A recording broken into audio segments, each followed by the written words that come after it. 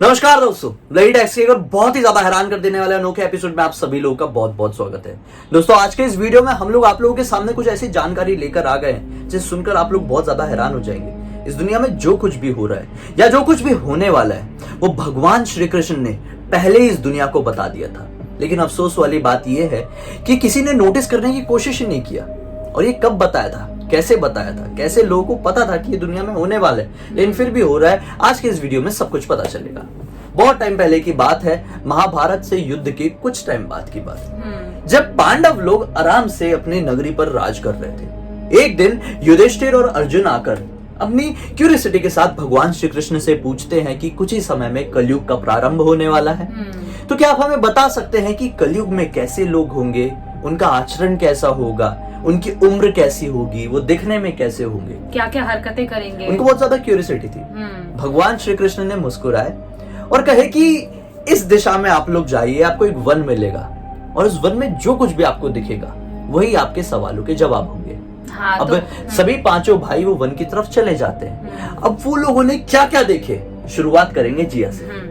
जब सबसे पहले वन में युधिष्ठिर जी गए, उन्होंने देखा कि 2 सूंड वाला हाथी दिख रहा है। वो बहुत ज्यादा शॉक्ड हो गए, सोचे कि मतलब 2 सूंड वाला हाथी कैसे हो सकता है, कि 1 सूंड का ही हाथी होता है सिर्फ। वो तुरंत आए और श्री कृष्ण ने बोला कि ऐसे कैसे पॉसिबल है, मुझे 2 सूंड का हाथी क्यों दिखा, इसका मतलब क्या है। तो श्री कृष्ण ने बताया कि जो कलयुग आने वाला है वहाँ पे लोग ऐसे ही होंगे, सोचेंगे कुछ और, करेंगे कुछ और, उनके दिमाग में कुछ और ही चलेगा। मतलब इन शॉर्ट 2 मुंहे लोग हाँ, कलयुग में एग्जिस्ट करेंगे। हाँ, मतलब दिखने से तो कुछ और रहेंगे लेकिन अंदर से कुछ और। ये भगवान श्री कृष्ण ने क्लियर कर दिया था। और ये चीज तो हम काफी समय से इस दुनिया में देखते आ ही रहे हैं कि ऐसे लोग होते ही हैं जो दिखावे के लिए कुछ कहते हैं और सच्चाई उनकी कुछ और। तभी बोलते हैं कि अभी एक इंसान के अंदर 3 चीजें, मतलब 3 टाइप का इंसान होता है। या तो घर वालों के साथ कुछ और बिहेव करता है, अकेले में कुछ और सोचता है, और दोस्तों के साथ कुछ और बिहेव करता है। मतलब एक इंसान के अंदर 3 इंसान, ऐसा बोलते हैं ना। मतलब कलयुग में ऐसा ही होने वाला है, भगवान कृष्ण ने पहले ही बता दिए थे। और वहीं पे दूसरे नंबर बात आती है, जब भीम गए जंगल में, मतलब 5 पांडवों को भेजा था, तो उन्होंने देखा कि एक गाय है अपने बछड़े को बहुत ज्यादा चाट रही है। इतना ज्यादा चाट रही है कि उसकी बॉडी से रक्त निकलने लगता है। भीम देख के बहुत ज्यादा आश्चर्यचकित हो जाते हैं, सोचते हैं कि कोई माँ अपने बच्चे के साथ ऐसा कैसे कर सकती है। और वो तुरंत श्री कृष्ण के पास आते हैं और उनसे बोलते हैं कि मैंने ऐसा ऐसा दृश्य देखा और इसका मतलब क्या है। तो श्री कृष्ण ने बताया कि जो कलयुग आने वाला है वहाँ पे जो माँ होंगी अपने बच्चों के साथ बहुत ज्यादा पॉजिटिव हो जाएंगी। मतलब ऐसा कि वो अगर कोई बच्चा मतलब धार्मिक पे जा रहा है, मतलब साधु बनना जा रहा है, तो उसमें उनको प्रॉब्लम होगी। मतलब वो चाहेंगे कि मोह माया में फंसा रहे, बच्चों में, फैमिली में, पैसे में, मतलब इन सब चीजों में गोल गोल घूमता रहे। ऐसा होने वाला है कलयुग में। मतलब इन शॉर्ट कुछ ऐसा होने वाला है। हाँ। जैसे भीम ने देखे कि एक गाय बछड़े को बहुत ज्यादा चाट रही है, मतलब बहुत ज्यादा प्रोटेक्टिव हो रही है। इतनी ज्यादा प्रोटेक्टिव हो गई कि बच्चे को नुकसान पहुंचने लगा, रक्त निकलने लगा। तो कलयुग में भी ऐसे ही होगा। हाँ। पेरेंट्स बच्चों के लिए कुछ ज्यादा ही प्रोटेक्टिव और प्रोसेसिव क्या बोलते हैं, पॉजिटिव हो जाएंगे, जिसकी वजह से जो बच्चों की प्रगति है वो रुक जाएगी। मतलब जो पेरेंट्स होंगे ना, मतलब जो लोग होंगे, वो दूसरे साधु को देखकर बड़े खुश होंगे, उनके सामने भीड़ लगाएंगे। लेकिन वहीं पर अगर खुद का बेटा साधु बनने जा रहा होगा तो नहीं, आप मोह माया में रहो, आप शादी करो, आप जॉब करो, आप ये सब करो।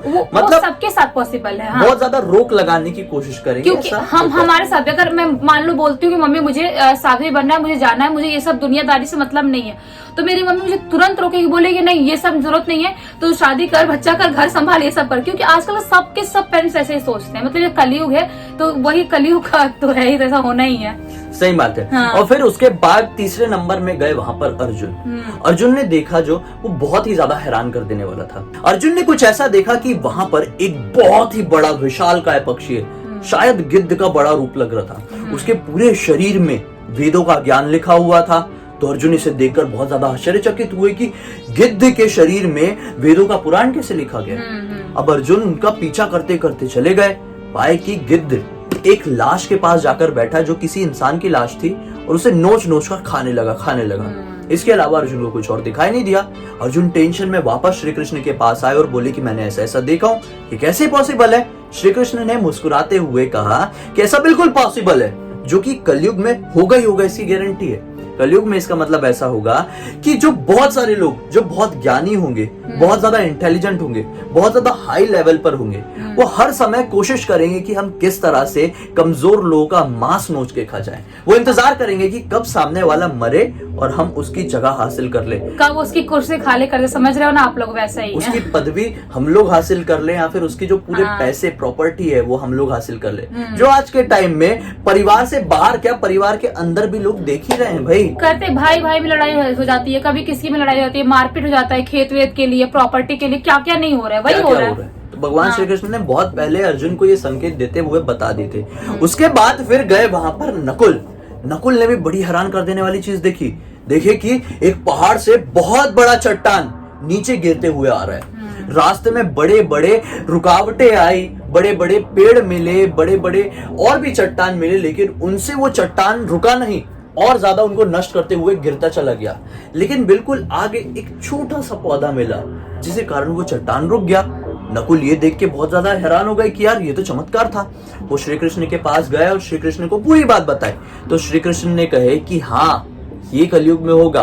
कलयुग में कुछ ऐसा होगा कि इंसान की जिंदगी में बहुत बड़ी बड़ी मुसीबतें आएंगी, लेकिन वो मुसीबतें कितने भी उसके पास धन हो, दौलत हो, इज्जत हो, नाम हो, नहीं खत्म कर पाएगी वो परेशानियों को। लेकिन वो परेशानी केवल हरि नाम के पौधे से मिट जाएगी। मतलब अगर कोई इंसान दिल से हरि का नाम पुकारेगा तो सारी परेशानियां उसी प्रकार से रुक जाएगी जिस प्रकार से ये बड़ी सी चट्टान एक छोटे से पौधे से रुक गई। उसके बाद वहां पर गए सहदेव, और सहदेव ने भी बहुत ज्यादा आश्चर्य में डाल देने वाली चीज देखी। सहदेव ने ये देखे कि उस वन में केवल बहुत सारे कुएं ही कुएं हैं, जिसमें से सारे कुएं बिल्कुल भरे हुए थे और बीच में एक कुआं था जो बिल्कुल खाली और बहुत ज्यादा गहरा था।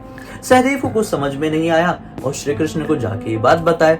तो श्री कृष्ण ने सहदेव की बात सुनकर उसे बताया कि कलयुग में कुछ ऐसा होगा कि उस जमाने में ना लोगों के पास खाने को, खुद की अय्याशी के लिए, खुद के ऊपर उड़ाने के लिए, खुद के परिवार के ऊपर पैसे उड़ाने के लिए बहुत धन होगा, लेकिन दूसरों की मदद करने के लिए एक फूटी कौड़ी भी नहीं होगी। भिखारी को देने के लिए भीख तक नहीं होगा, भिखारी देने के लिए खाना तक नहीं होगा।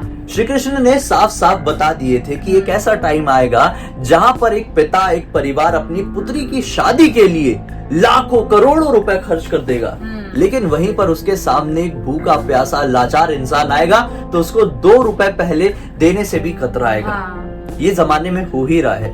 आज का ऐसा टाइम चल रहा है कि लोग अपनी खुशी के लिए, अपनी अय्याशी के लिए कितने पैसे खर्च कर देते हैं पार्टीज में, मदिरा पान में, ना जाने किस किस चीज में बहुत ज्यादा पैसे खर्च कर देते हैं लोगों को दिखावा करने में। लेकिन वहीं पर उनके सामने एक लाचार इंसान या जानवर आता है तो उसकी मदद करने में लोगों की जान सूख जाती है। ब्रांडेड शूज पहने 8,000, 10,000, 20,000 से ऊपर के जो ब्रांडेड है वो पहनेंगे, ब्रांडेड कपड़े पहनेंगे जो 20,000, 10,000 क्यों ना हो, लेकिन वहीं पे 10 रुपए किसी गरीब को देना पड़े जो भीख मांगने आए, उसको देने के लिए लोग सोचते हैं कि 10 रुपए क्यों दें हम। और वहीं पर कोई इंसान अगर जानवर की मदद कर रहा होता है तो यही रईस लोग जो कि 10-10 हजार के जूते और कपड़े पहनते हैं, वो लोगों की जान जल जाती है। कि क्यों? सोसाइटी में खाना नहीं खिलाने का डॉग को, अरे ये नहीं करने का, वो नहीं करने का, मतलब इतना ज्यादा दिमागी हालत से खराब रहते हैं। कोई भी जानवर की रोड मदद पे करते इतनी हुए। सारी गायें घूम रही होती हैं, इतने सारे दूसरे जानवर घूम रहे, बिल्लियां घूम रहे, तो किसी को खिलाते हैं? नहीं खिलाते। वैसे लोग उल्टा खिलाओ, तुम्हारे पर चढ़ जाएंगे, क्यों खिला रहे हो, इधर आएंगे। दिखावा करने की ही कोशिश करते हैं,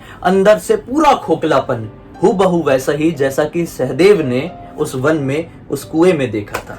मतलब कलयुग पूरा का पूरा, मतलब भगवान कृष्ण ने पहले बता दिया, जो जो बताया था वो सब कुछ हो रहा है अभी के डेट में। आप नोटिस करोगे तो सब कुछ हो रहा है। और इसका साफ साफ वर्णन काफी सारी पुरानी कथाओं में था, लेकिन अफसोस लोगों ने इसके ऊपर फोकस नहीं किया और अपने आप को वैसा ही बना लिया जिस बात का श्री कृष्ण को और पांडवों को डर था।